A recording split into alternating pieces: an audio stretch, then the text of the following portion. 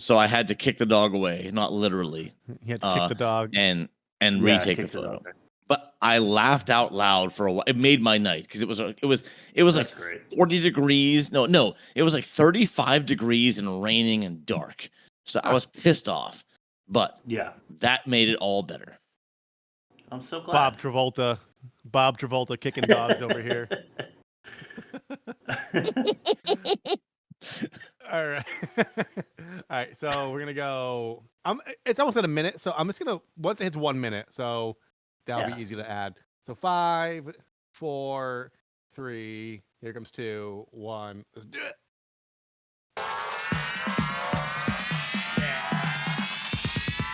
Drop it. Drop it. Drop it. Drop it.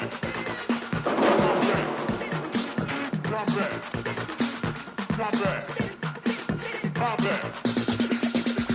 So when you battle, show no shame. Make other crews respect your name. Be fresh and hard, give them no break, and make them pay for their mistakes. Give them no slack, always attack, and never get caught stepping back. Be merciless, so when you're done, there'll be no questions. Who won? Hello and welcome to the Worst Movie Ever Made, an experiment of the movie podcast. This time with one in mind, find the worst movie ever made. I'm your host, Chris Strathman. I'm joined by my co-host, Mel Metz. I just wrote a good game about this. Okay, guys, how are you? What are you doing? Breakin 2, Electric Boogaloo. You know, when I was a youngin', there was a group of bullies that terrorized me, right? Yeah. And then I watched this movie and I was reminded of that time. I busted out my ghetto-blaster and showed them my pop and lock routine, and then they stopped bothering me and asked me to join their dancing gang instead. Yeah. I remember it because I was part of that rival gang. Yeah, I remember that one time we were about to fight, and then we just like started snapping fingers, and then we had a dance off, and then everything was okay at the end.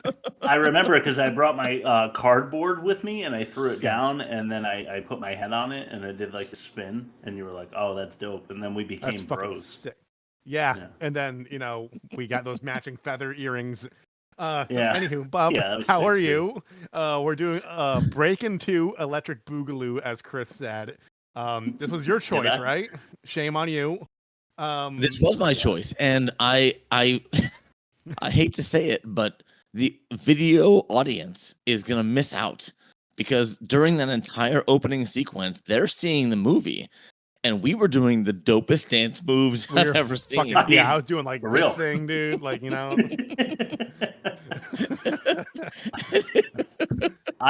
reimagined the jazz fingers.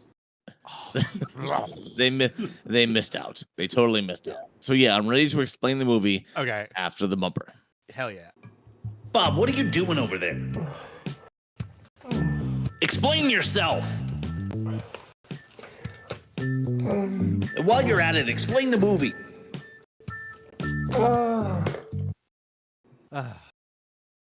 Okay.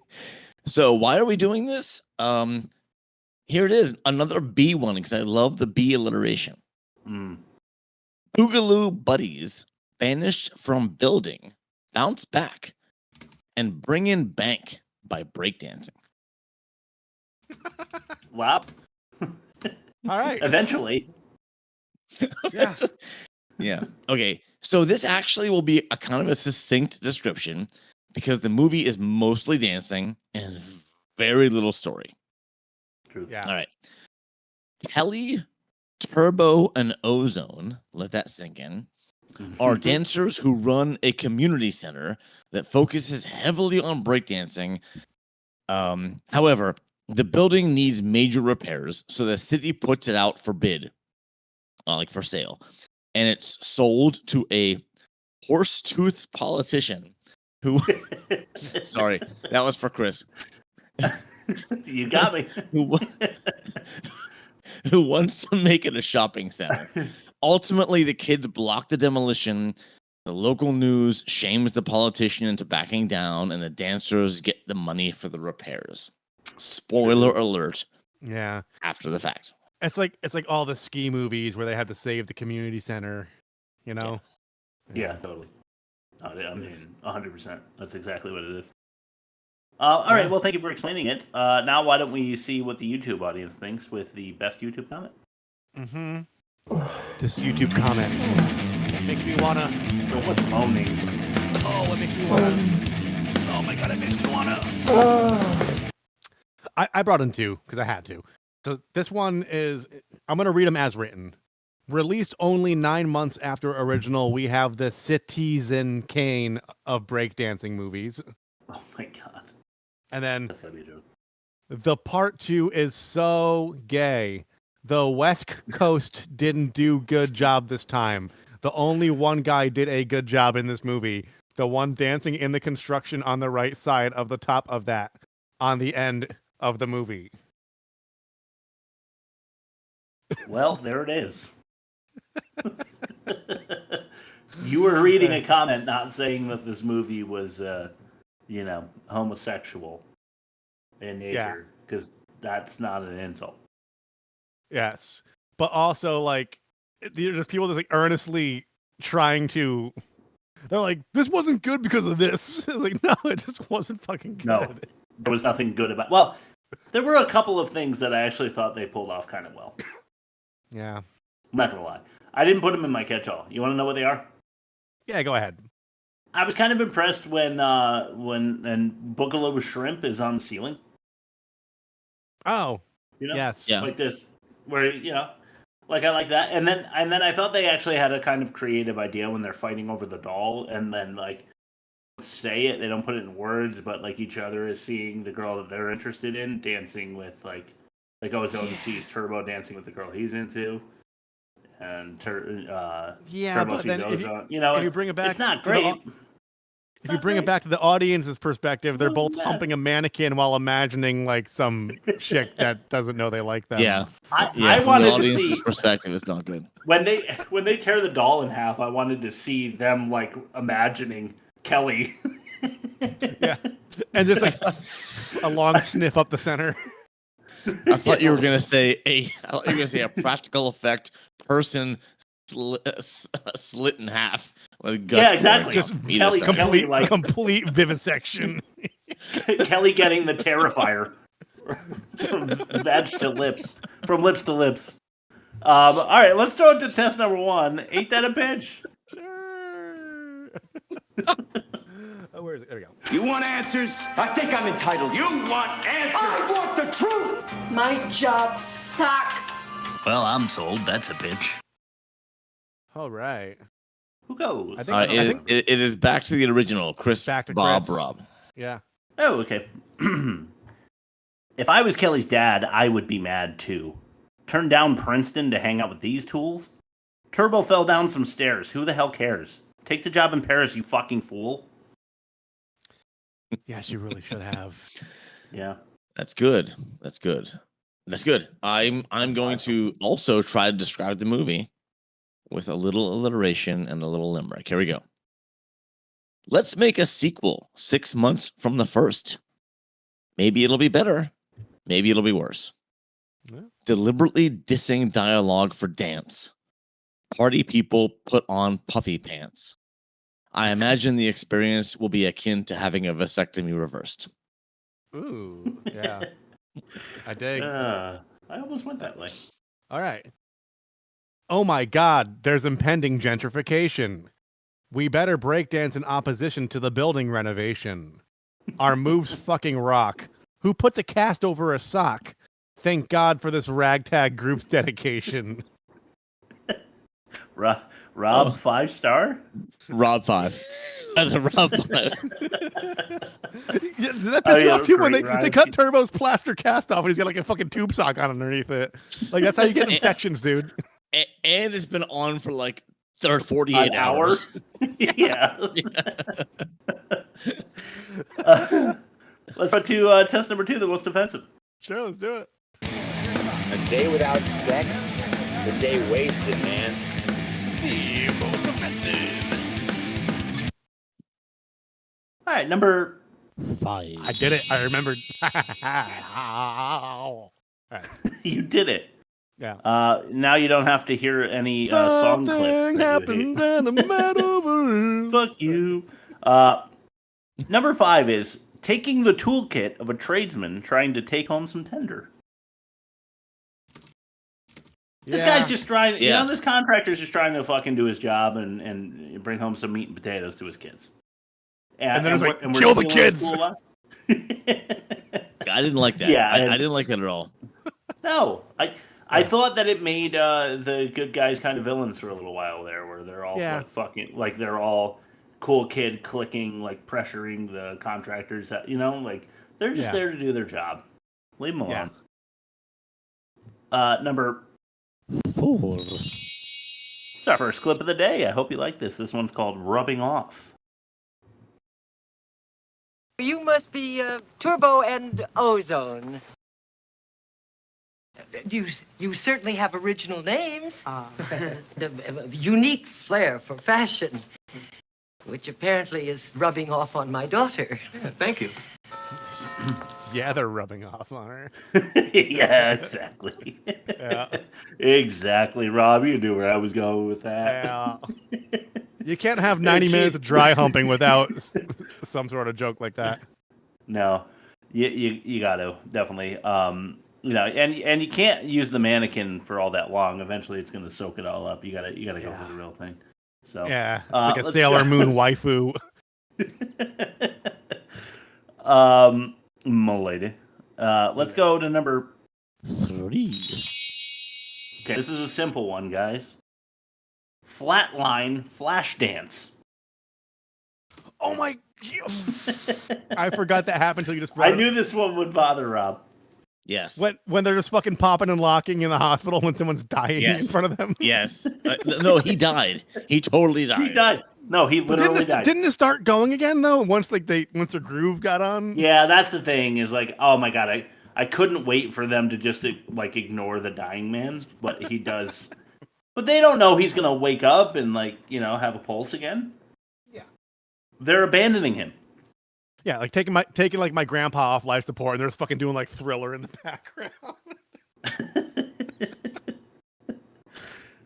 Number 2. Bob, I did the alliteration for you on this one. Oh, good. Ready? Mm-hmm. Pushing your pirouette partner out of a possible Parisian profession. Exactly. Oh, that was great. Well, thank you. Yes, that was Bob level. I really poured over that one to try to like put up my dukes against Bob and his alliteration. Well, that was applause worthy. Good job, Chris. Well, thank you. I'm going to say it. I'm going to say it. You win. Oh my god! Why? First win of the pod. Oh, first win of the episode. I'll take it. Thank you. That's a big win for Chris. Thank you. First win. All right, first one. Yeah, so what I'm talking about here is in Breakin 2, Electric Boogaloo, there's a character named Kelly, and her dad is like pissed off that she's not going to Princeton, which we've already mentioned. But her dad's further upset because not only does she choose dance as a profession, which her father doesn't acknowledge as something worthwhile, but she then gets a like ballet offer in some show in Paris. And then some like loser like steals a guy's toolkit and falls down some stairs. And she's like, I'm not going to Paris anymore because I have to go like tickle his broken leg or whatever. And the dad's like, what the fuck? Like, you kidding me? You like can't even commit to the thing that you're like doing in spite of going to Princeton? It's like a double spite. It's a double spite because she's like doubling down on like not doing the thing that like you just said, but also like it's a legit gig if they're like flying her out, like probably first class. Like this isn't like a fly by night like off Broadway thing. They're like, this is like a good gig. Yes. Yeah, it's not like New York to Phoenix. It's like wherever they are to Paris. That's an expensive flight. Yeah, no kidding.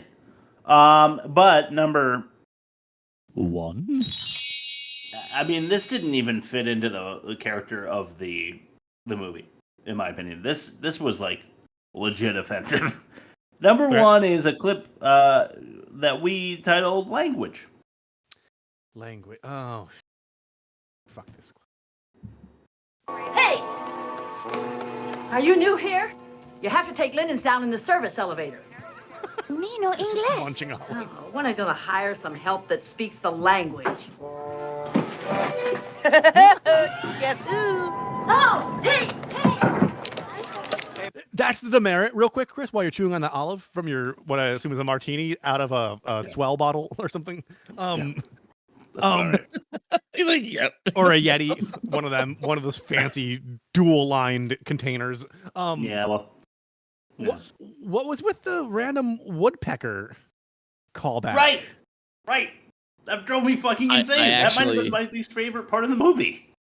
I actually made that sound during my deliveries about 5 times yesterday. It was in my head. It was in my head. I was delirious. It was cold. It was raining. It was dark. I did. And they got away. The lady was ready to be racist and just dismissed that there wasn't good help. And then he's like, "Oh, by the way, we're hiding from you and we're doing something we're not supposed to." Hey, if Hard to Kill ever taught us anything, it's that it's not that easy to escape from a hospital. But I'm drawing other parallels from this one because Neil Breen left the hospital too early in Fateful Findings. Exactly. And I felt like Turbo, was a little too speedy on getting out of the hospital here. But there's also the connection. There's also the connection to that one. Was it Miami? No, it wasn't Miami Connection. It was the one where Samurai Cop. Yeah, Samurai Cop, where they cut the guy's head off and then escaped through the laundry cart. Yeah, that's true. Look at that. You can find all these episodes on www.theworstmovieevermade.com. Make sure you smash that subscribe button. We're here for you. Hell yeah. Thank you, Rep. But there's just blatant racism in this clip as well. Yeah. And I don't like that either. All right, let's start to your ad read. Payoffs and greed were always the priority of my company. Like many companies, I'm afraid of going to prison. They now know my crimes. Speaking of greed, here's Rob's ad read.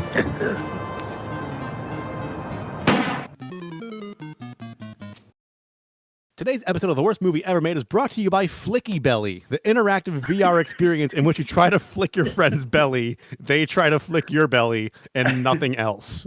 Who will be the most tumultuous tummy toucher, belly bumbler, or stomach stroker? Fire up the Flicky Belly sudden death tickle elimination patch and find out. Toughen up your torso with Flicky Belly. Rest in peace, Jake. I saw Jake last July 4th.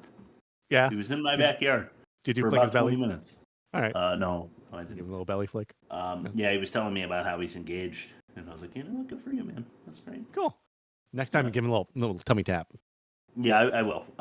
So I definitely will, because I'm inspired now. Thank you so much, Flicky Belly, for all of your tumultuous tummy touches. Let's start to test number 3. This is the worst dialogue. Sure. Yo, I'm out of here. Where you going? Across the street to Slinger Schlong.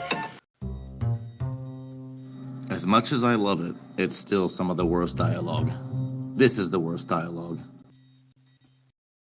All right, here's where we get into the meat and potatoes I mentioned earlier.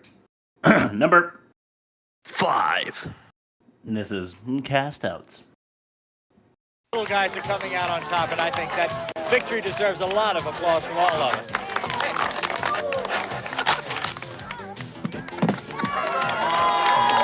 Hold on, quick question. Howard, Channel 3 News. Looks like you really danced your way to victory out here today. Yeah, well, it's still not over yet. Look, we need a miracle to save miracles. We're $150,000 short. Then why don't you tell them about it? We're having a show today, right here, to raise money to save miracles. There's gonna be dancing and juggling, the whole works. So come down and enjoy yourself and celebrate with us. I'd like to see you there. Ugh.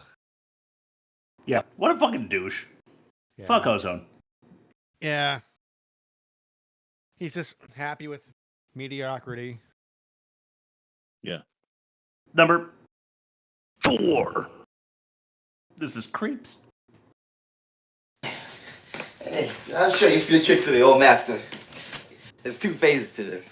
There's phase number 1, you gotta get the girl interested. Then there's phase number 2, the old tactical maneuver. First of all, you gotta get the girl to come to you. After you do that, you gotta play it cool and walk by like this, real close. Then you look at her when she doesn't know you're looking. Now you try it.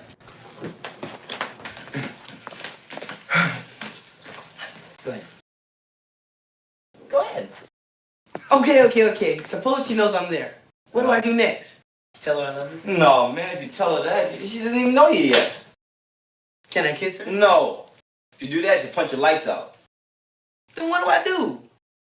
You do like I do. Just stand there and just smile. Smile? Like this? No. Matter of fact, don't smile at all. Well, then can I kiss her now? No, you whisper in her ear. Whisper what? You know, it sounds like, hey, baby, you look fine. I like it. Hey, check this out. Butter up to it. Go ahead, try it. So his advice is approach her, stand at a safe but reachable distance, don't smile, and then whisper in her ear. Walk by her first. Exactly. like a shark circling a chum bucket. It's anti-advice. Yeah. It really is. And my question is, are they supposed to look like losers? Because I don't think they're supposed to look like total losers. Not in the 80s. They're street somethings. That was like Macy's 1980s focus group cool. Not like real cool, you know? Right. Ooh, Rob, I like the way you put that. Yeah, that's nice. That's why you're a writer. Yeah, barely. 3. This is Avenue.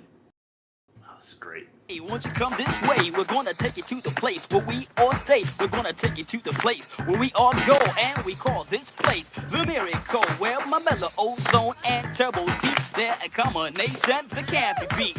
So come on, everybody, come along with the TKO crew, cause you know what they do. We're gonna all take a walk on the avenue.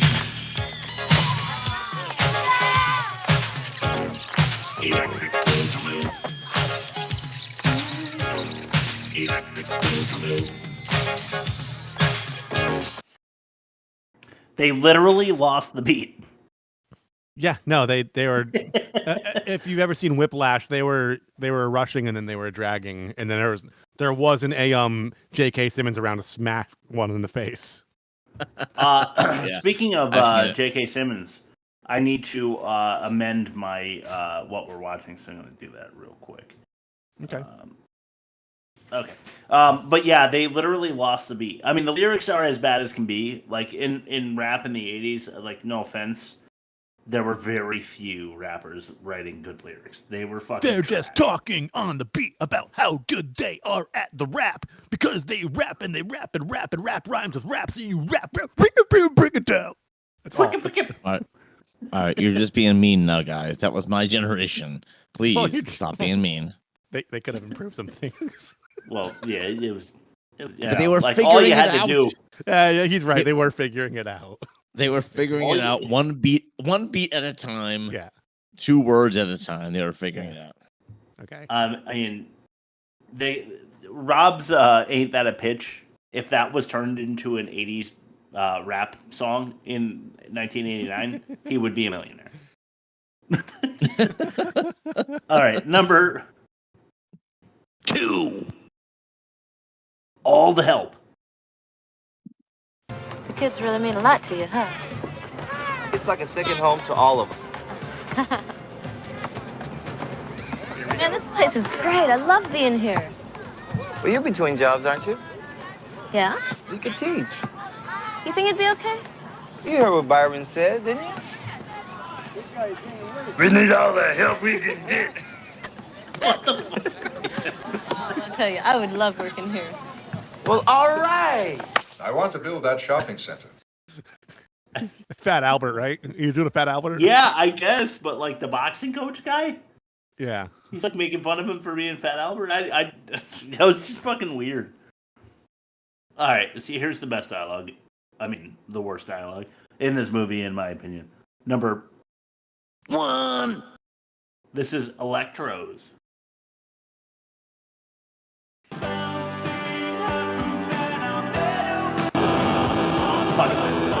Fuck is this? Come on! Why? I didn't deserve that. Oh, yeah, I did. You know what? Fuck it. Electros.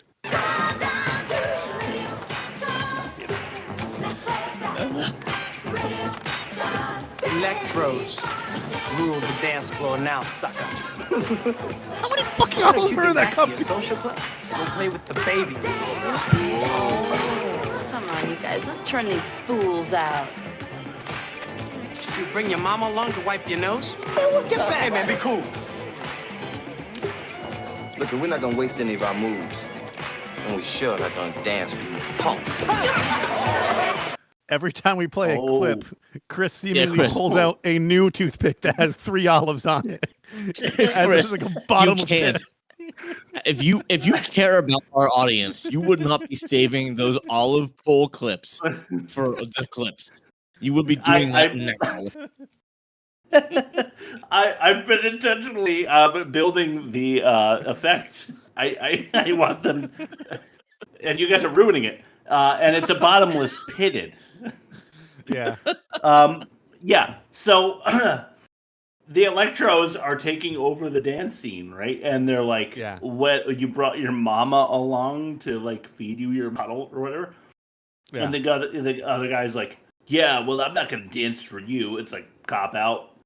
I might lose. I'm kind of a vagina, and then calls them punks, and that was enough that they like almost get into a fist fight. Yeah. Yeah, and that is the whole point of the movie for me. Why it's so bad. This is not like if that is the way that your like neighborhood gets down and fights. Yeah. That's really lame.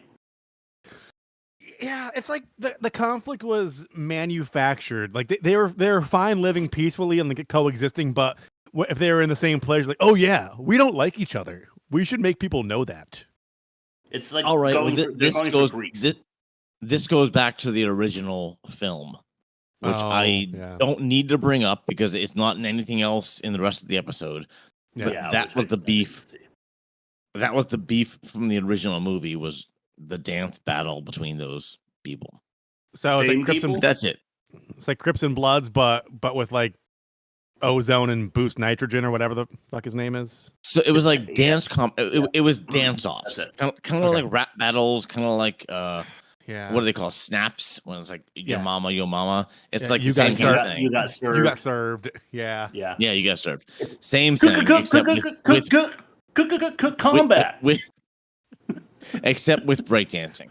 That was the original movie's premise. There was the original movie was just dance battles, and that's it. Okay. Bob, you threw it at me right there. Oh my god, I'm throwing it back to you. Test number 4, the worst production. My job sucks. Yeah, so does your production, you skank. Can we do it all the way through? Can I pass to Chris? Like a wave? Well, I don't know where I'm just down here and I'll just reach up, I guess, into Chris's pecs and just. You know, for the audio audience, we just did a wave, an arm wave between the three of us, and it was epic. And I'm going to call this worst production. Yeah, it was. I'm going to call this worst production. Words production. All right. Words. Write that down. Words. Okay, so this film, Electric Boogaloo, Breakin 2, started production before the script was even written. Like there was no script. Tracks. There was no story. It does. The producers were in such a hurry to get it out into the movie theaters. The director started directing dance scenes with only a loose idea of the story. So like they made Breakin in 83 and it was released in 84. 6 months later or 7 months later, this was produced. And they just filmed a bunch of dance scenes with some kind of like idea of what was going to happen. The script writer, a separate person, was struggling to meet the deadlines, which is why all the dance scenes were filmed first. And in order to give him a couple of weeks to write it. So it was filmed in reverse. The dance scenes were filmed first. and then the story was filmed. The story was pieced together afterwards. So basically, the dancing was the storyboard. Yes. Ah, weird. Yeah, Backwards I guess production. based off of the extremely mild success of the first one. I don't even know. I don't even know if they knew it was. Both movies met with success, by the way. Yeah, but like, to your point, like back in the day, like until like late '90s, movies had theatrical runs of like 8 months, and then it took like another 8 months to come out on VHS.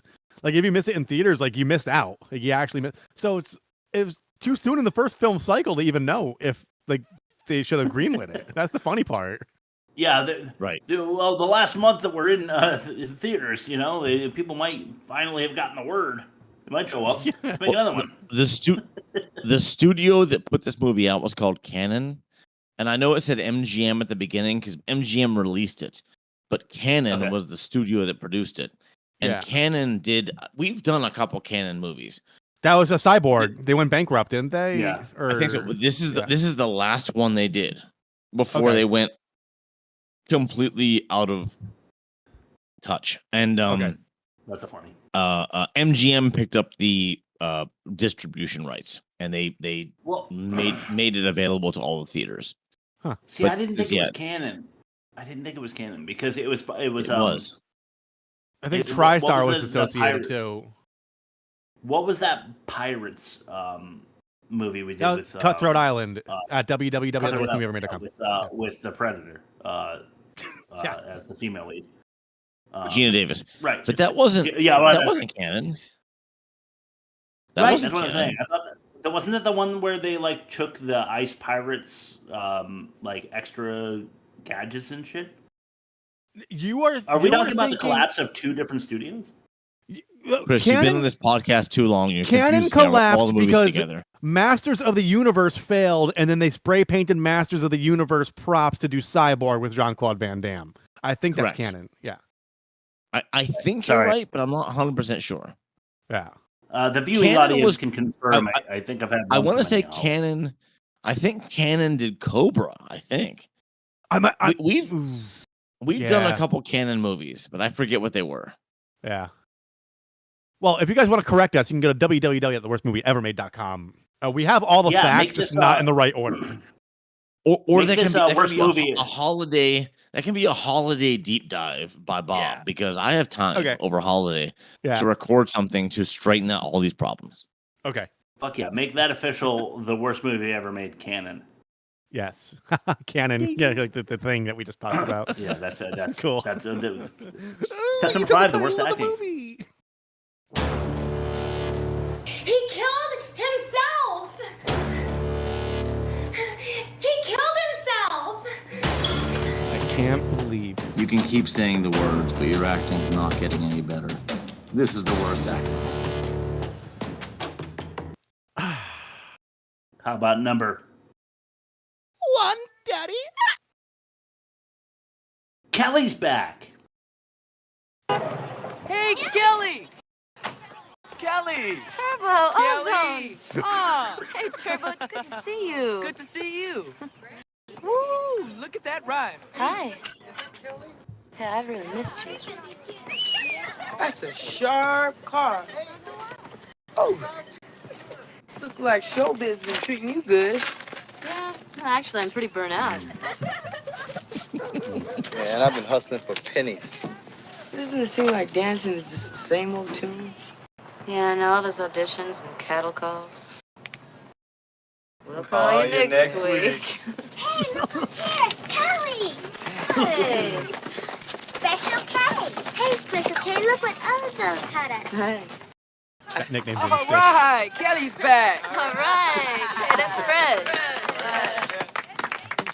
They called her Special K exactly 2 times during that clip and not once again. Just now and then never again. Yeah.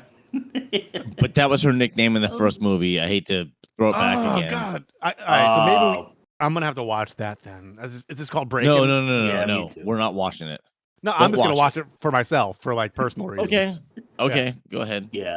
I really should watch that. You want to commit suicide? Go ahead. I can't believe you would commit suicide. I mean, that's why would you point, commit suicide? I can't believe you would commit suicide. You can't bail me out of this one, Bob. It was a joint suicide. They knew what was coming. Number 2. That's a little foreshadowing for you. This is Ozone. Yo, Turbo. Hey, man, you know, we should work on some new moves, man. Yeah, dude. Something fresher than fresh, man. Something funkier than funky. Something, you know what I mean. Yeah, man, let's put on some Ollie and Jerry. Yeah, that'd be cool. Let's put on that.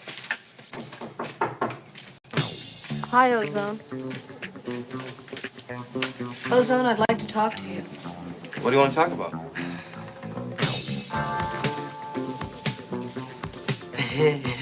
Hi. Bye.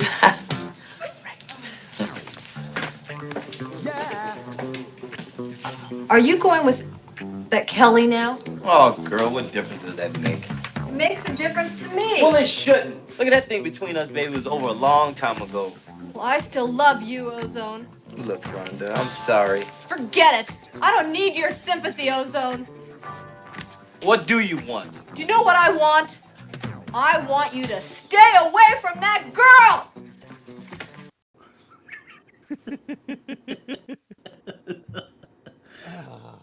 Wow.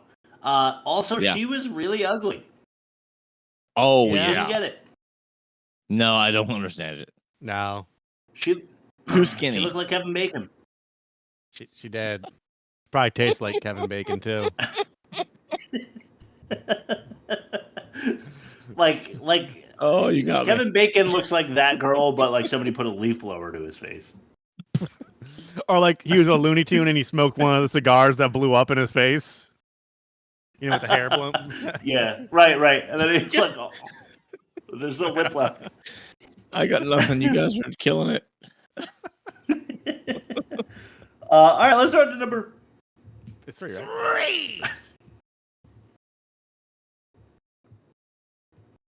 3. This is Going Home. Okay. Yeah, you gonna run me over with the bulldozer, man? What's up? You gonna try to break down the building, huh? We gonna have to get past me, sucker. Yeah, that's right. I have to get past me. What's wrong with you, huh? Man, I said stop. I said stop.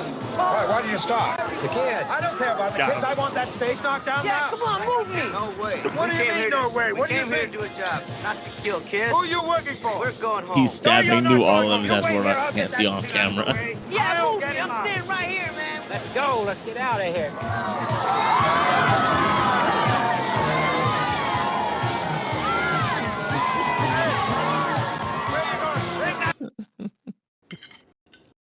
Now he's got a fucking tumbler. You ever been to Chili's? You ever get the El Presidente? I've been sober from alcohol for 5 years, Chris. So no, I haven't been to Chili's since 1999. Last time, our friend Matt and we got like Bahama Mamas or like tequila sunrises and like triple dippers. Yeah. The tropical sunrise. And then like, you get an immediate hangover from those because there's so much sugar in them. Like your buzz doesn't even wear off yet. You already got a splitting headache. That's why dirty martinis are so good. It's like just wine and vodka, and it makes the vodka go down nice. Yeah, not that I would know. Yeah. But well, there you have it. That's bulldozers, front loaders, what have you, fighting kids. Yeah. I don't remember. I love when he's just like, just do it anyway. And the guy's like, I don't want to murder children. I'm just trying to work. My union job, you know. Yeah, it's way better. Toolkit yeah, exactly. It's better than the toolkit guy because he like chases him down instead of just saying like, we'll see how far he gets. You know, like it's way better than hurting the kid. Yeah. And then doesn't like Ozone like throw a pizza? Or sorry, Turbo. He throws like a pizza box, like an empty pizza box at the bulldozer. I mean, it's clearly empty. So. Yeah, he does. Yes, it's clearly. He throws like one of those like hacky sacks, or like a bouncy ball or something too. All right, Bob. Let's throw it back to you with fact or no fact. Yes. Oh, by the way, Are you seeing another therapist now? No. No, I'm not. There is no one else. No. Are you sure about that? I am not seeing another other therapist. Sounds like Bob Foolery. There are no other therapists. Fact. Or no fact. All right. All right, so Fact or No Fact is a game we play on this show, and I name it every week based on the title of the movie we're watching. And this movie was called Breakin 2 Electric Boogaloo, which I renamed Battlefield Earth 2 Electric Boogaloo. Okay. Okay, so this is where my co-hosts Chris and Rob, let me rephrase that. Olive and Rob are supposed to guess which of the 5 things I'm going to say is false and which of the 5 things I say are true.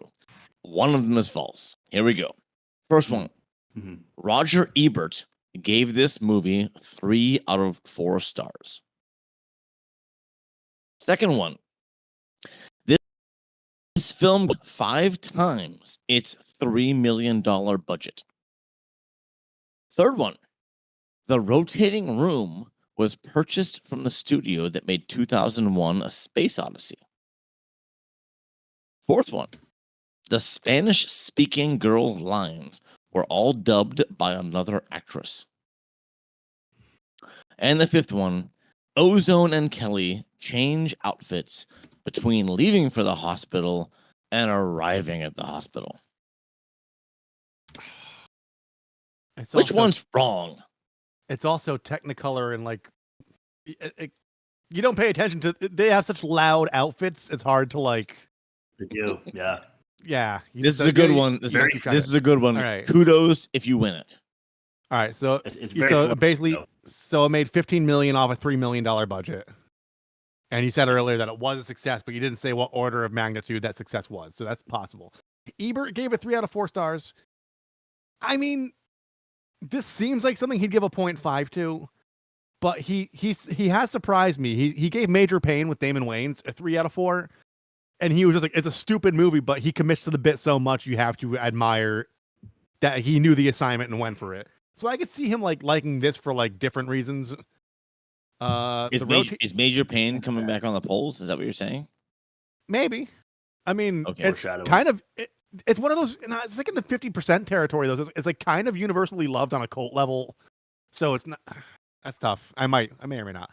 The rotating room from the studio, from Space Odyssey. So like when he's like in the computer room and he's like, I don't think that's like David. That you shouldn't do that, David, or whatever his name was. No, in 2001, when they were in the space station station rotated, and they like did exercises, like walking in a rotated room. Yeah, I mean, the timeline makes more sense than Jamiroquai's Virtual Insanity. So, I guess. Funny enough, the floor wasn't moving in that music video. The room was around the floor, and then he was just dancing. Spanish-speaking girls' lines were dubbed. I could imagine overdubs seem to be a thing.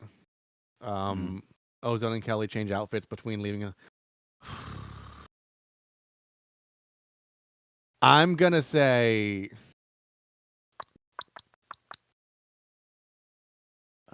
I want to say Roger Ebert did give it 3 stars because, like, seems like something he would do like that you wouldn't expect. But I'm really gonna put it on the budget. I want to say it was a success, but I don't think it was 5x success. So number 2. Number 2 is The Lie.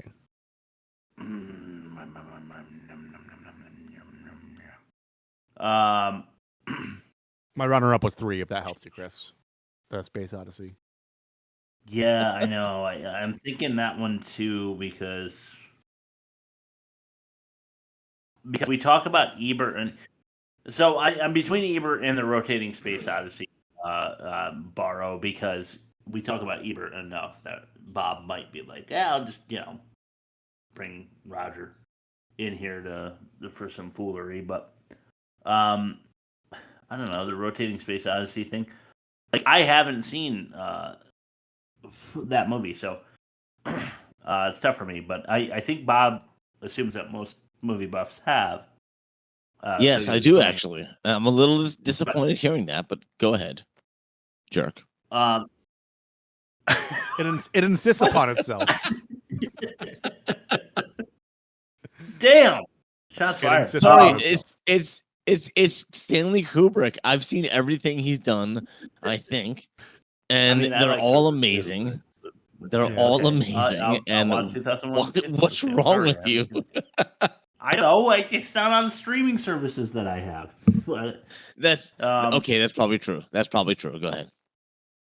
All right, so I guess because we've made it so interesting between the two, I should probably go with number 3. The rotating stage was borrowed from Space Odyssey. I don't know. Was that canon? If I saw it, I might know. I'm gonna go with it because there's just too much fun surrounding it now. We're gonna go number 3 for me. Okay. So Roger Ebert did give this 3 out of 4 stars. I knew it. He loves weird shit like that he doesn't normally love, and okay. The film grossed $15+ million. It's $3 million budget. So that was right. Jeez, unbelievable. And the rotating room wasn't purchased; it was borrowed from A Nightmare on Elm Street, released the same. Oh, Chris win. baby, another Chris win. And you said I'm you going would to be say it impressed. again. You said you would. I'm going to say it again. I like when Chris is happy, and I hate when Chris wins. You know what though? I won the one that actually matters for scoring the movie. So all right. I got another interesting fact. The Spanish-speaking girls' lines were all dubbed because even though she could speak Spanish, her voice was too weak to be picked up by the mics. Okay. I think that's kind of wow. That's pretty funny. Isn't that an easy correction? Yeah, maybe. That's called direction. Yeah. Turn the gain up. Yeah. And then Ozo and Kelly did change outfits between leaving for the hospital and arriving at the hospital. That could be a good trailer if I had time between now and Saturday, but I don't. I still got to make a trailer for fucking last week. I should be okay to make a trailer for Double Down because I'm off next week, which is rare. I'm off Monday through Friday. We'll see how that goes. Fuck yeah. Sweet. Anyway, good job, Chris.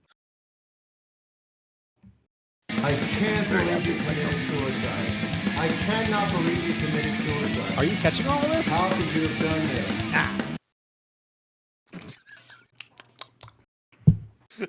Whose turn is it first this week?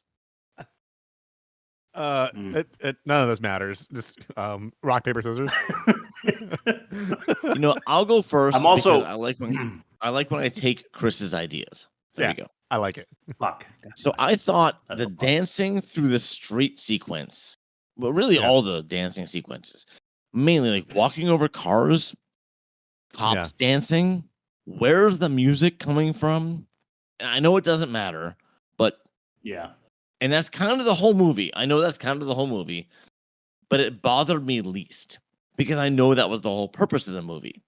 So that bothered me least because I knew that was the whole purpose. But still, why? That's all I'm gonna say. That's generally what bothers me about musicals in general. It's like this is supposed to be like a story that's happening to somebody in real time, but like everybody knows the moves. That always bothered me. Yeah, exactly. I know. I hate that.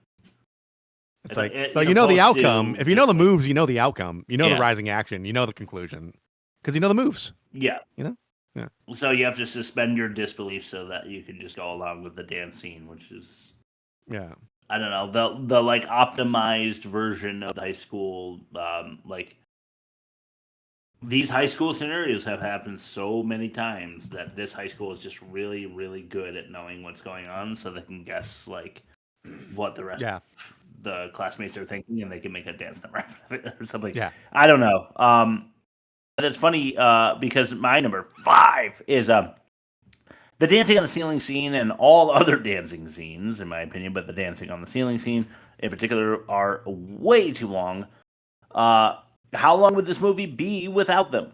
Lastly, the neighborhood must have had 20 kids per household, and all of them are into breakdance. Yeah. Yeah. Yeah.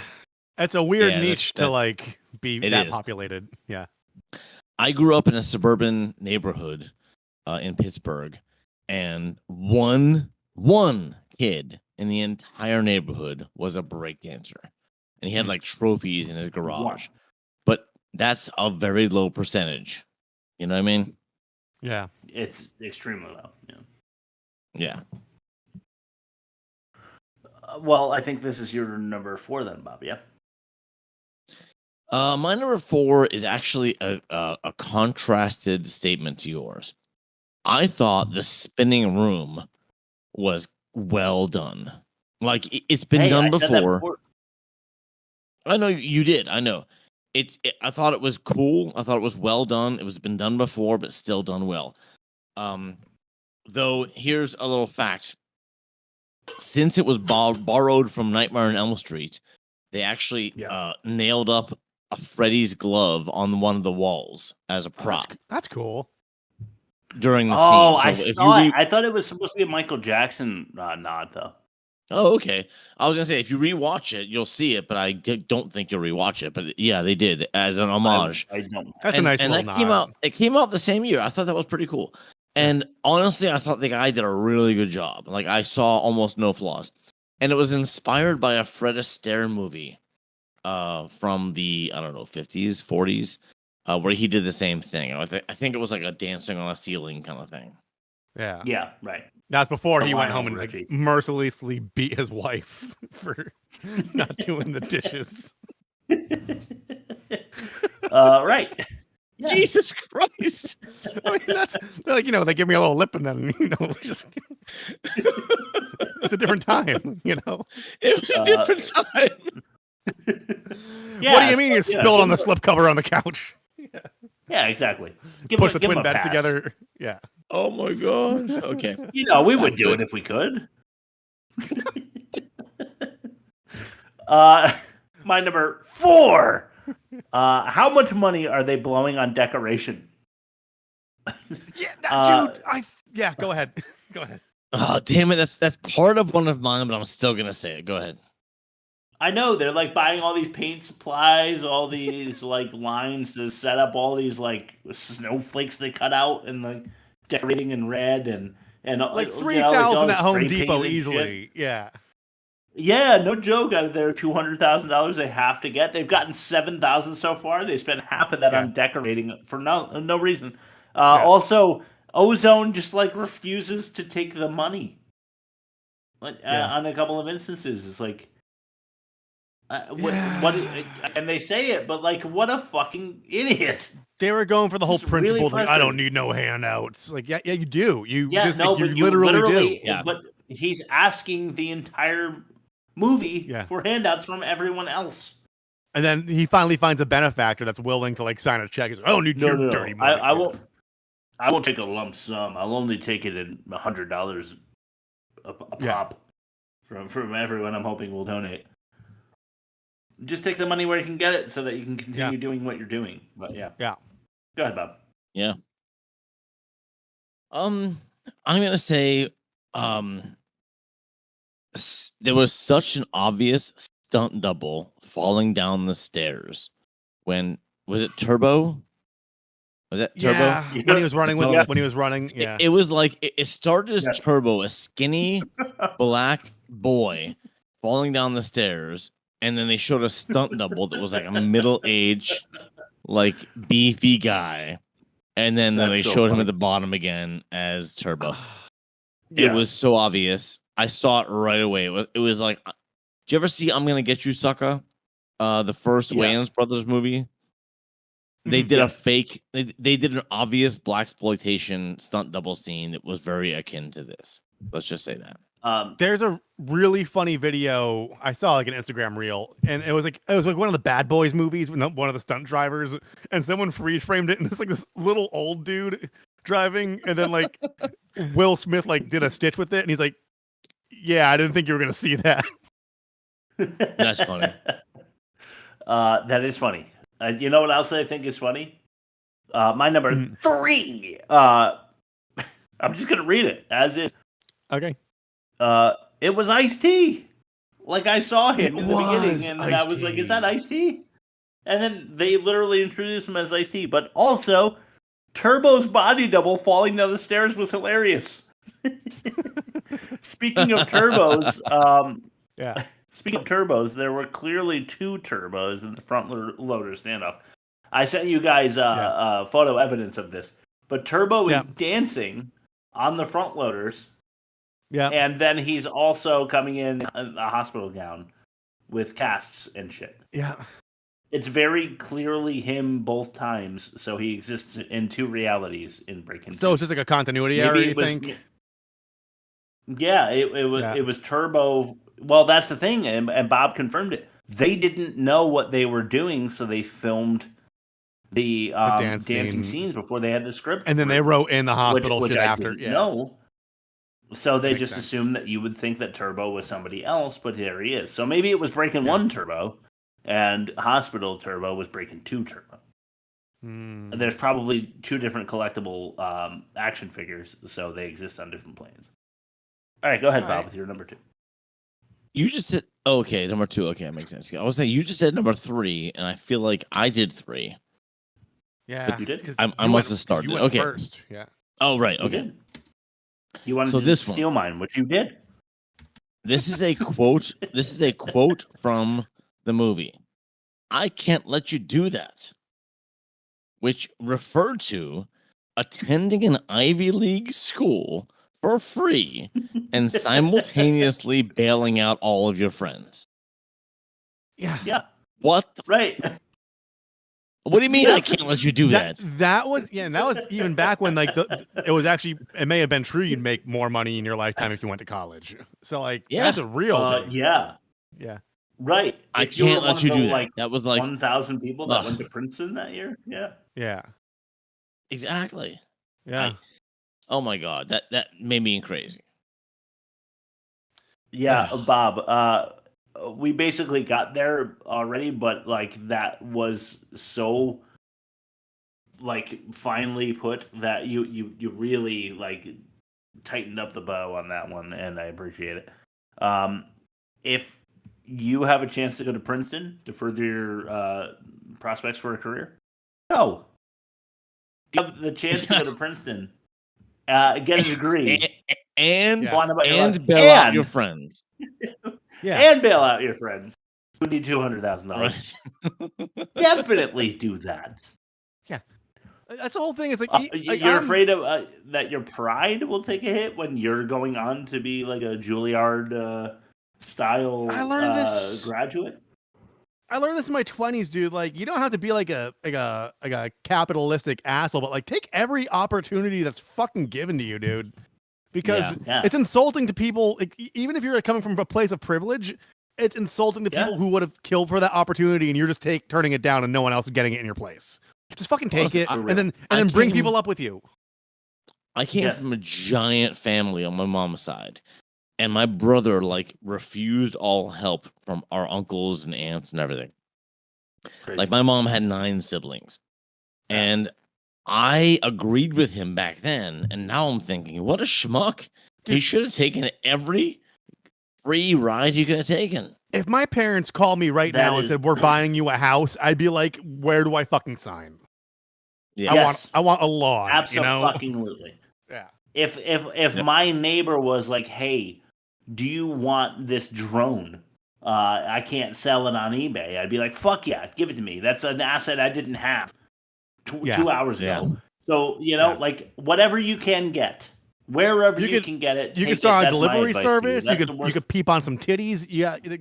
New avenues are open for you. Yeah. Engage that Titsco, bro. Get in those windows. Get in those windows. Exactly. It's the world is your oyster. What were those 2 sentences back to back again? Something about engaging oysters with his drone. Yeah. Holy I don't remember. I've had too many olives. Go before you remember what you said. Please go. Is it my number 2? I don't know. Yeah. I just work here. Ozone is mine. Ozone is mine. Come back here, and I'll dance at you. You're talking about the other love interest that was had 4 minutes of total screen time. Yeah. Yeah, Kevin Burnt Bacon. Yeah, totally. But I'm talking about the softcore gang war that's going on in this entire movie. It's not a thing. What was that movie that it wasn't it was the guys that are all in the band that are all doing karate also? Miami Connection. Miami Connection. Yeah. Dragon Miami Connection. Yeah. Yeah, if you make them look like they're in a badass gang war, then you are not in a gang war. My father. If they yeah. Yes.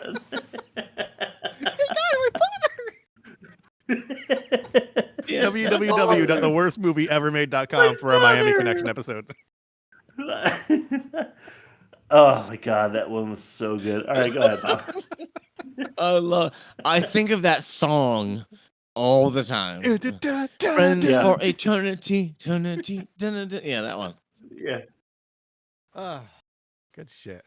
I think we're on our number 1. We're all trying to think of that I'm song. putting that on like an exercise playlist. That's all I'm gonna do. It is a fucking banger, dude. It's a banger. All right. So my number 1 is that and this was already said by somebody. I want to say it was Chris or the YouTube comment. Everyone at Miracles is broke, and yet they have the funds to put on a show complete with professional sound system, lots of paint, lots of ribbons, props, and dozens of matching outfits. Yet they're broke. Mm-hmm. Yep.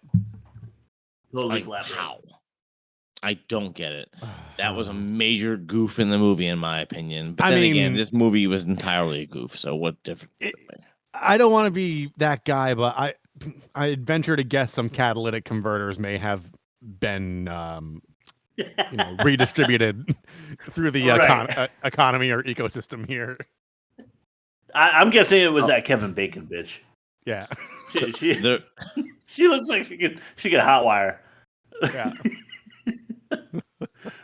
She looks like she's good with the crowbar. I can't stand her. So Rob, personally, Rob, you're saying they're double dipping? They're like stealing and fundraising at the same time, or like grabbing some copper wire and shit. Like I don't know. Yeah. If they're going for the whole like slum being gentrified, there's plenty of catalytic converters and there's plenty of copper wire. That's all I'm saying. Yeah, and copper went for a pretty penny back then, I think. Yeah. That's my number. More now. A 1, Daddy. Yeah. Nice. They're all like super pissed at the city, right? Yeah. Yeah, but the building's literally not safe though. Yeah, no, it's a condemned building for sure. Absolutely. Right. It's condemned, right? Yeah, right. Yeah. Like there is a point where you're going to click your heel a little too hard into the stage, and the whole building is going to kill you all. And that's what the city's trying to prevent. And they're all mad about that. Somehow. Like some little girl is going to be like, clickety, clickety, click, click. And then like a pillar's going to fall and kill her. Ozone's going to barrel roll. Is trying to do something about that. And Ozone's going to barrel roll in trying to live out his stomp fantasy or whatever. Because they don't want like a Caldor being built. Right. So that's my biggest gripe of the movie is that it's not a structurally sound building, and they're all defending it and trying to keep it as is. It's like, no, the city is telling you can't do that because it's going to kill you all if you continue doing that, and they're pissed about it. So I just thought that was really funny. All right, let's throw it to what we're watching. You got it. I'm kind of curious what the guys are watching other than videos about government secrets. This is what we're watching.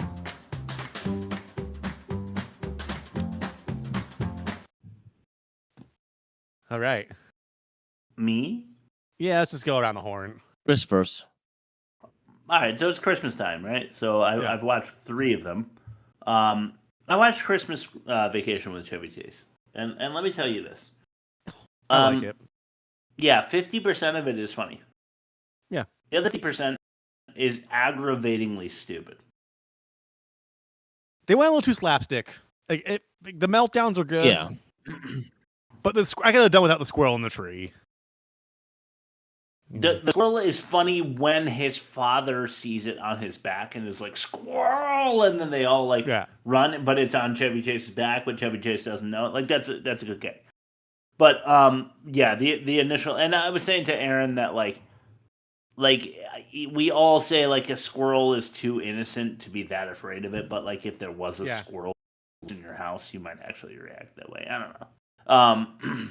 The thing that I hate most about Christmas Vacation is when the happily married man is in the department store and the girl is showing off her lingerie or whatever, and then he's doing the like, oh, it's a tad bit nipply outside. Oh, I mean, it's nippy outside. And then, did I say log? I didn't mean to say log. And he it is going off on a tangent that is like sexually fueled, but very vaguely related to the conversation he was having.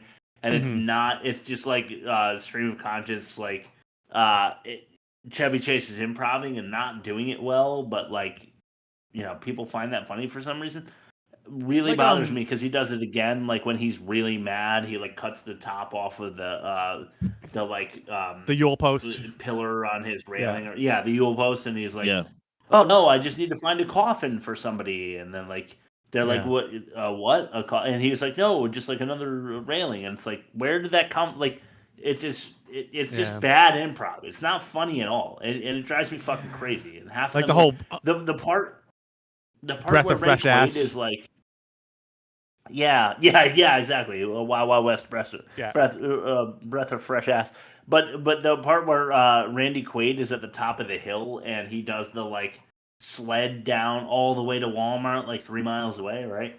And then you like zoom in on Randy Quaid and it goes boom, and it goes bingo. Like he saw that, like he can magically see that from 3 miles away. Like there's a lot of those like rain stick kind of sounds and gags that are just like juvenile at best. Sight gags that like in the moment they're funny, but like logistically don't make sense. I think it's like kind of what they don't make sense. They're not funny. I half of the movie I fucking hate. The other half I'm like, I get it. I don't know. Every time I watch this, every year I'm like, God, I fucking hate that so much. And then I'm like, oh, that's pretty funny. So I don't know how to feel about that. Yeah, it's satisfying, but makes you I understand. Yeah, it makes me legitimately angry. I don't know. I watched Home Alone. Kevin McAllister. You got to give it to what's his face, Macaulay Culkin. Yeah, he does a great job. He's like a cute kid. He's funny. You know, like what they wanted to do was have a 9-year-old seem like an adult, and who does that better than Macaulay Culkin? Dakota Fanning? Yeah, I don't know. There's a couple of them. But he does a fantastic job. He's a pretty good actor for his age. I mean, he's a kid, so like it's not perfect, but he does a good job. His dad was a fucking monster, dude. Like he made him host SNL without cue cards. Oh, I thought you meant like his dad in Home Alone is John Hurt. Oh, him too. And he was a monster. But because he was. His dad made him host SNL without cue cards. Like, and like everybody's like, "What are you fucking doing to this kid?" Yeah, that's fucking. That's awful. That's why he's got the chops. But wow. But before we move on to the next one, I will say I watched Red One on Prime. You've probably seen the ad. Oh, with the Rock, the Dwayne Johnson one. Yeah, The Rock, Chris Evans, J.K. Simmons. I want to see that. It's good. What is it? Basically, you go ahead, Chris. Dwayne Johnson's like a mercenary trying to like do something. So, Dwayne Johnson is Santa's bodyguard. J.K. Simmons is Santa. And Chris Evans. Yeah, Chris Evans, who played Captain America, if you don't know who that is. He is a guy, just like a human, who is very good at tracking down other people who are doing bad. And like the people who deal with Santa and the Headless Horseman and Krampus and stuff like that, that agency, you know, that hidden away like agency, like in what was that movie that we did, Too many olives. Are you talking about the Tooth Fairy? R.I.P.D. Oh yeah. You know, like there's an agency like that. R.I.P.D. It's like an organization like that, a government organization that deals with the mythological. Yeah. And Dwayne Johnson is the bodyguard for Santa, and they recruit Chris Evans to help him find Santa because Santa's kidnapped. And it sounds like a bad movie. It does. I get that. Everybody's sick of Dwayne Johnson. Everybody's sick of Chris I Evans. saw the trailer 6 months ago, and I'm like, I gotta fucking see that. Yeah. It's good. It's good. I watched it. It's really entertaining. The pacing is amazing. The story is crazy. They wink at you. They nod at you. They tell you we know it's crazy, and just go along with it because it's entertaining, and it is. And they did a good job. And watch Red One. It's good. I'm actually I do want to see that because like it's just fourth wall breaking definitely. type of shit. I love that shit. Yeah, it's good. It's a good movie. It's trending and it's pseudo popular, so it's all in Chris's wheelhouse. And I'm not gonna. Exactly. I'm not gonna watch it because it involves Dwayne the Rock Johnson. well, However, see there's that's also where your narrow-minded point of view is going to keep you from having more fun this holiday season, Bob. So I pity you. You know what, Chris? You're probably right. However, I'm also going to argue that Home Alone is not a Christmas movie. It takes place at Christmas, but the whole thing is about home invasion, which is not funny. You're right. Anyway, You're right. Yeah, you're right. You're right. Just like Die Hard. I mean, you can only have so many labels, right? Bob, I wasn't 20 when Home Alone came out. I was like, not born yet. So that was really funny. All right. That was really funny. All right. What we're watching. I picked a 2023 movie called Last Straw. Right. So this was recommended to me. I think it's independent. I don't know. It came out only a year ago, and it's the advertisement for the movie. If you look at the cover art of the movie, it looks like horror, but it's more of like a night gone terribly wrong kind of movie. Here's the story, as brief as I can make it. A young girl works at her dad's diner and is put in charge of the diner for the night. And some teenagers start harassing her and the staff at the restaurant, and she has a difficult time chasing them away. But then she gets pissed at one of the employees at the diner and fires him. This is after the teenager thing. And it appears the teenagers return masked with an intent to harm the staff, and some blood is shed. All right. Then, surprisingly, the movie flips perspective, telling the story from the fired employee. The whole movie shifts, and you see the movie from the fired employee's point of view, which is a nice twist halfway through.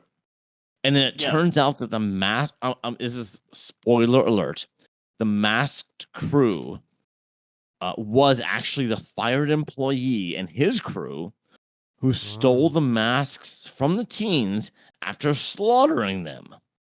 That sounds fucking awesome. Wow. It was twisted, and I enjoyed it.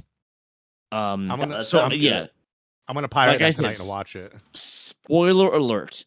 I told you the whole story. You're not gonna be as surprised as I was when you watched it. Yeah. And one of the guys, the first guy that got killed from the second gang, has Down syndrome, and he was a former employee of the diner, which makes it extra sad. Last Straw, 2023. I thought it was super well done. All right. If you're listening to this, you've been spoiled, and I apologize. Though I still think you should watch it. So spoilers don't bother me because some movies are so good that you only want to watch them once because they're not going to have the same impact every time you watch it. But knowing the storyboard, you could just focus on how it's going to get there, and I enjoy doing that more. Knowing the end of movies sometimes because I could just focus on how I could focus on the construction of it rather than being had, you know? I agree. And the one actor who's recognizable in this is the guy that actually owns the diner. He was in Law and Order and then like the FBI Law and Order show. Oh, was it I forget Chris Elliott? Stabler? Or Chris No, I think Elliot it's Stabler. Jeremy something. I forget his okay. name. You'll probably recognize him. He's the only recognizable actor in the movie, and he's barely in it. He's only in it peripherally, but still. Okay. I really think it's good. All right. Speaking of new trending things and holidays, I've been watching The Critic with John Lovitz and I love that. And Primetime Glick with Mark McKeon and Martin Short. Love that too. It's so funny, dude. It's like it has all the late night beats, but like Mark McKeon's like he's got like the spray tan and the ponytail, and he's just like ripping on a harp. And then Glick just comes out and he's just like, I don't think that's a very good idea. And like, I don't know. I think it's funny. I showed Chris some clips. He hates it. It's just Martin Short in a fat suit. It's just Primetime Glick is high quality. So Chris, do you like Between Two Ferns with Zach Galifianakis? It's basically that. He invites guests on the show. They're kind of in on the joke. It's kind of scripted, but kind of not. And he just takes jabs at them for the whole interview, and then either they're into it or they get pissed off. And it's or laugh. Yeah. You made that sound better. I just like the like fat suit comedy angle in any in any form just makes me like want to. I give it a pass because Martin Short, like, you wouldn't think if you didn't know who Martin Short was, you'd be like, "Is this guy for real?"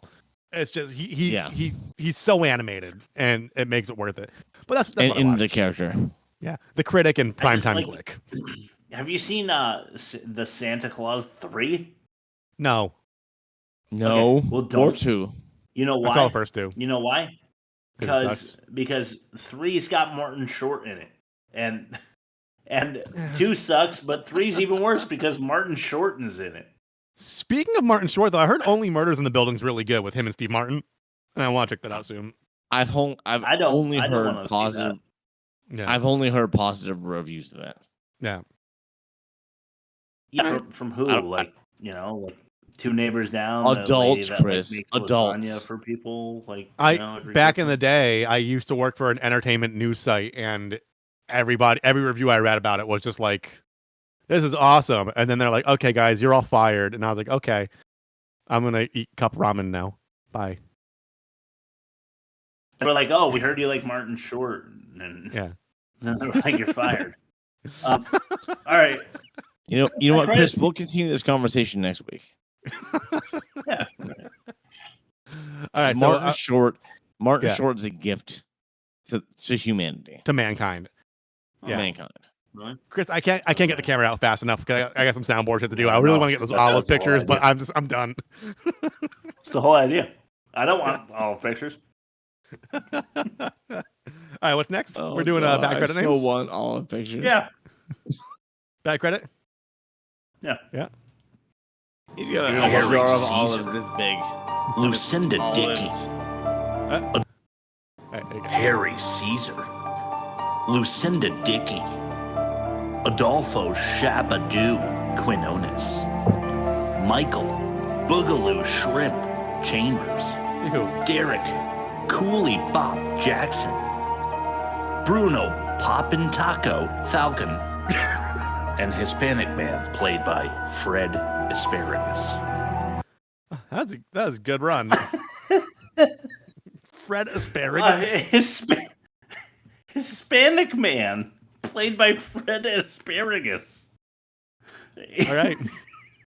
I don't know what your nationality is with the last name Asparagus, but I'm not sure it's Hispanic. Yeah. That really killed me. All right, let's throw it to the offensive minigame, please. All right, let's do it. Sometimes movies are just so offensive. There are no other therapists that could help me get over it. This is the offensive minigame. Don't do it. You're good. It's only for the drum roll. You're good. Okay, nice.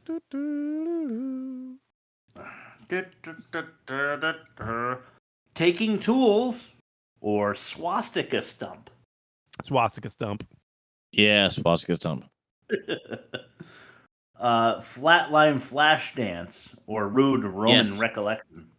Yeah, I want to go that with one. Flatline, no hesitation. Yeah. No hesitation. All right, you ready for this? Yeah. John Voight's boner or racist RN. Racist RN. Yeah. I feel like John Voight's boner is just an old guy being horny. Yeah, at the age It John happens. Voight's at, that's just kind of like you just let him rub it against your elbow in passing and just ignore it. Yeah. You know? He's harmless. I don't think he has the gumption to penetrate at this point in his life. So Plus, it's not even a boner. It's just an arrow. It's a crossbow. Yeah. Right. Yeah. You keep watching. You know it's not a boner. Yeah. Right. All right. Okay, let's throw it to the movie comparison. Sure. I resign today as president of the bank. Inconvenient truth. None of this makes sense. Let's just compare the movies. Let's see if Chris names the proper movie this week for the offensive minigame.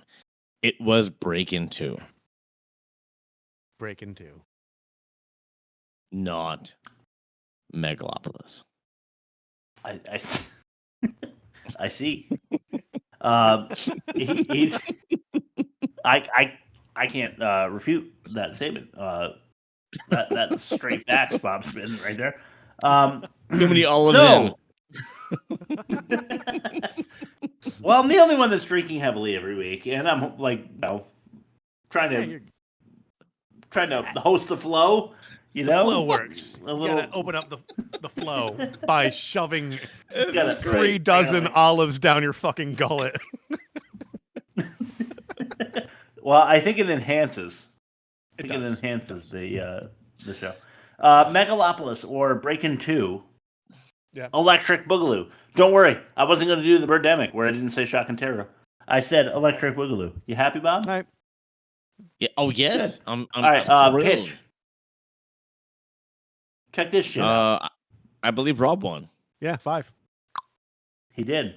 But Bob, last week, for Megalopolis, had a 5-star. Oh, so it was a wash. All right. Oh, I forgot Megalopolis won. Okay. You did. It was that bad. Offensive. Breakin' 2, Electric Boogaloo. With the flatline flash dance and racist RN. Yep. Right?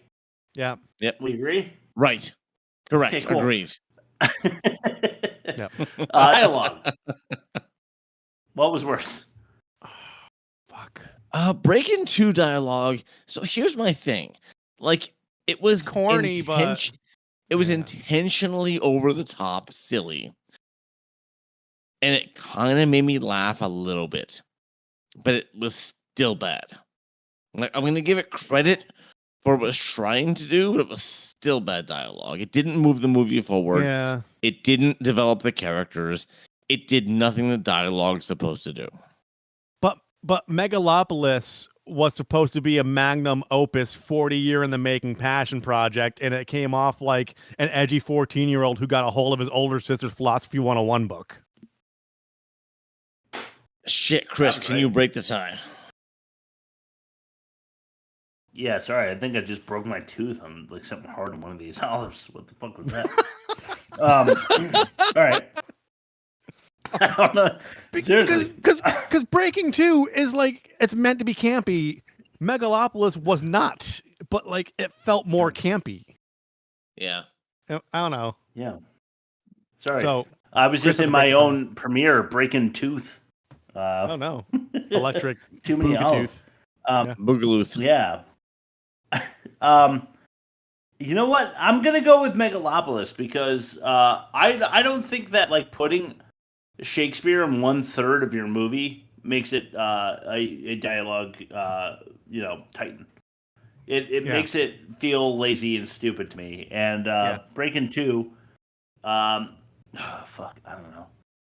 Breakin' 2 script wasn't written until after this. This is hard. I said Megalopolis to begin. I'm starting to doubt myself because the script wasn't written in time to make the movie. You know what? Holy just shit. go with All right. just go with your heart. No, if you want, I'll take one for the team and just say Megalopolis, and you guys can go Breakin. I don't care. It doesn't matter. Double Down's going to win next week anyway. Keep going. Yeah, good point. All right. Pitch. Megalopolis had rejected and sloppy. Or words production for Breakin'. What's worse? Honestly, Breakin' 2 is worse in my opinion because it wasn't written. I'm gonna go with it was just like, we're making this no matter what you say. Now write something so we can make some dialogue. It was a little slapdick behind the scenes. Like not much of a movie and more of a project. Yeah. And that's not a movie. Acting, I don't know. I guess Breakin' 2. They were actually both really bad. But I'll go Breakin'. No, Breakin' 2 was Breakin's worse. Breakin' 2 was worse. I think Megalopolis was adequately acted. They acted the way they were supposed to. It's just the way they were supposed to wasn't great. I agree completely. What is your demerit for Breakin' 2? Electric Boogaloo. Socks under a cast. I was just gonna say broken leg buffoonery because his leg was broken and then it wasn't. Yeah, broken leg buffoonery. I like that. So what's worse, broken leg buffoonery or patronizing philosophy?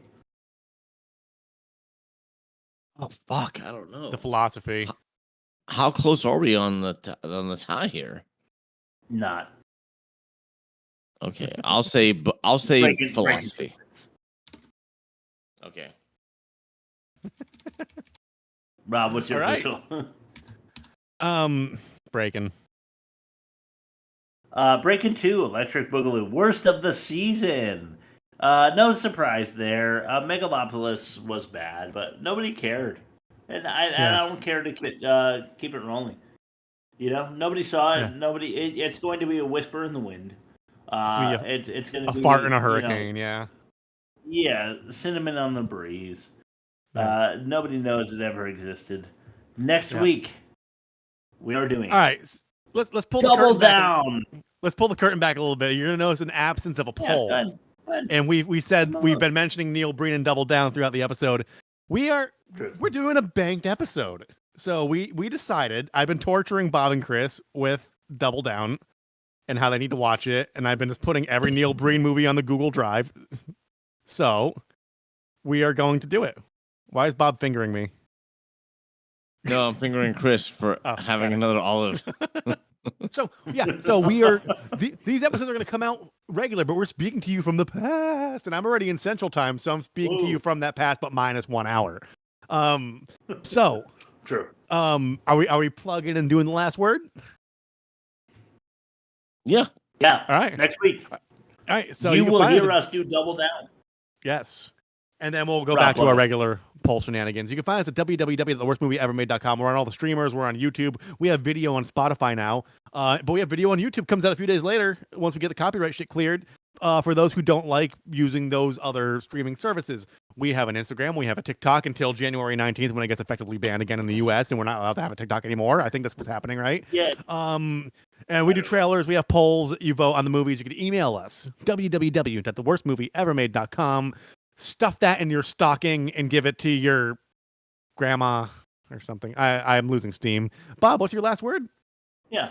I got 2, man. All right. Turbo and ozone. Yeah. All right, guys. We will see you next week from the past. Woo! Thanks for listening.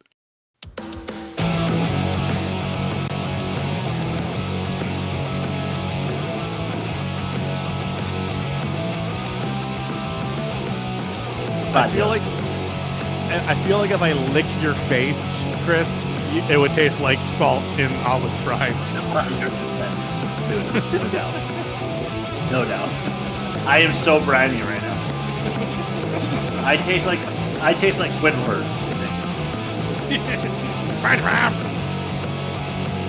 Oh, also, thanks, mate. All right. We did it, guys. I cannot Cousin wait Todd, to double friend down. Bob, we miss you. All right, bye, guys.